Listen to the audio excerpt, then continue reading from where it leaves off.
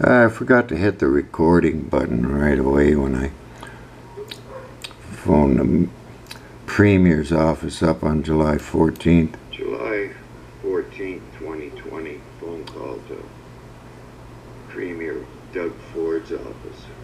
2013, there was a rumor, a video of the mayor, Rob Ford, smoking crack. I went to the doctors at Public Health and said, I guess this live human study can't end until somebody kills the mayor if he smokes too much, drinks too much, has a diabetic coma, stroke, or chokes on the extra gravy.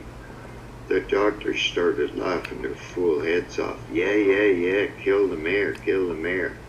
I went over and talked to Rob, told him about it. His response was, Toronto Public Health's not my jurisdiction. I shook my head. I says, do I have to go to Montreal or Windsor to save your life? Anyway, these people can't think. July 14th, 2020, phone call to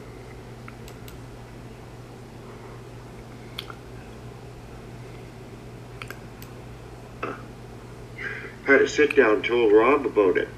Rob's response was, Toronto Public Health is not in my jurisdiction. I shook my head. I says, Rob, do I got to go to Montreal or Windsor to save your life?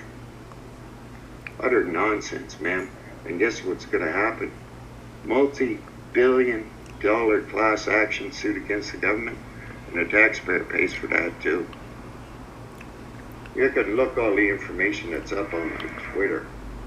At Gary CPR, Gary CPR, because a 5-year-old child knows what they're doing is wrong. I knew it at 5. You got a breathing emergency, that's what it means. That's why doctors call them breathing emergencies. You need air ASAP. Out of hospital cardiac arrest is a very rare event, and the signs are totally different. Anyway, it's way too much fun, Donna. Yeah, Doug's taking everything from the citizens, eh? Just take it. You got some social programs. We're taking it away from all our citizens. The citizens are mad at them. Well, what social programs are you referring to? Oh, the minimum wage, eh? That was nasty. Because it was supposed to go up to 15. Yeah, I know, yeah. And that Andrea Horvath, she's terrible. Terrible. She didn't, she didn't endorse it. The NDP, I think, would be right on top of it. My executive director got arrested at Rob's office with 9 other people. Yeah. I had to sit in. It was entertaining, got a lot of press too. It was about Fiera Foods, the gentleman that was killed there at Fiera Foods. Well, there's been 5 deaths at that bakery, right? Ooh, nasty. I know that, what's his name, Tom Tehan of the WSIB. I'm at the legislature a couple of years back. He comes up to me and he starts crying. WSIB sits on the first aid resuscitation guidelines. He comes up to me, starts crying. He says, Gary, they're killing everyone. Oh, first aid, rescue breathing, right? Anyway, I didn't even know who this guy was. He starts crying on my shoulder, and then we exchange business cards. It's Tom Tehan.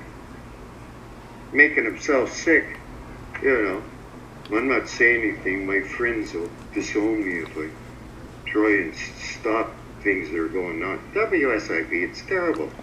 They got this deeming thing going on. They deem you eligible for work and cut your benefits off, and actively deny people benefits? Jeepers. Anyway, Donna, you have great fun. And tell Doug it's Gary Thompson. He called, and I put a message up on his LinkedIn page. Yeah, THOMPSON. I got his cell phone number, eh? Yeah, I got Dougie's cell phone number. He says, this is Doug Ford. Leave a message. Yeah, the mailbox is full all the time. Anyway, at Gary CPR, you might want to check it out and save your own life, because it can happen. Children don't have cardiac problems, right? They're too young to have heart problems. And they've taught You know that shooter we had on the Danforth? Shot 13 people? Remember that one? Well, his brother... I remember that. Yeah, I know, it's nasty. His brother is left with permanent brain damage, being pushed around in a wheelchair by a nurse 24/7 because somebody Are you forgot. talking about the shooter's brother?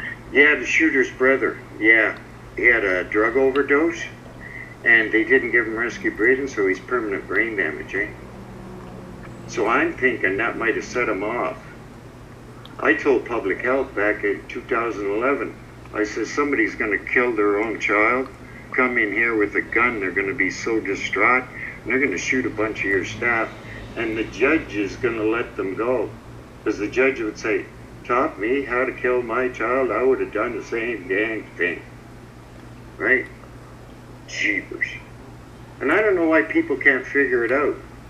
Because they tell you when you take this training, it's up on the Ministry of Health's website.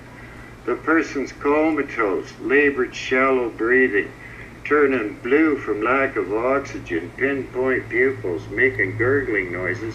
That proves you're alive, your heart's beat. You don't even have to check pulse. They need rescue breathing ASAP. Anyway, it's too much fun. Oh, what else is new? Oh, the Homeland Security down in the United States of America. I was on a webinar with them last year in the spring. Homeland Security and EMS talking about opioid overdose. Homeland Security teaches the proper way to save lives, eh? Homeland Security sent the police a little note the other day, last week, and told them to smarten up because police departments are teaching the wrong thing down in the United States and in Canada.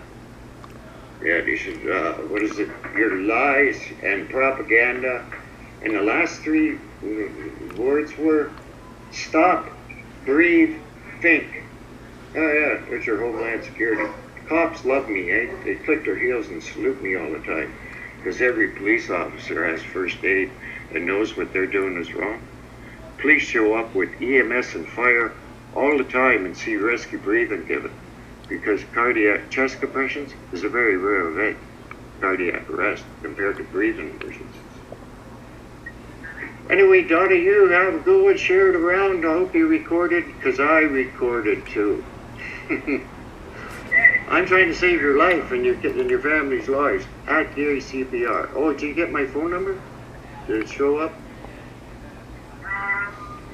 It shows 647-864-6609. That's the one, darn. You have a great day. Yes, sir. So read the comment box. All the medical information's up there, and think. Jeepers crepes. I watch y'all make yourselves physically and emotionally ill because you deny what the government's doing is wrong. It's called cognitive dissonance. A strongly held belief that the government and the medical profession is not mass murderers. When confronted with the facts, you will lie to yourselves and lie to others in order to protect that core belief which makes you physically and emotionally ill.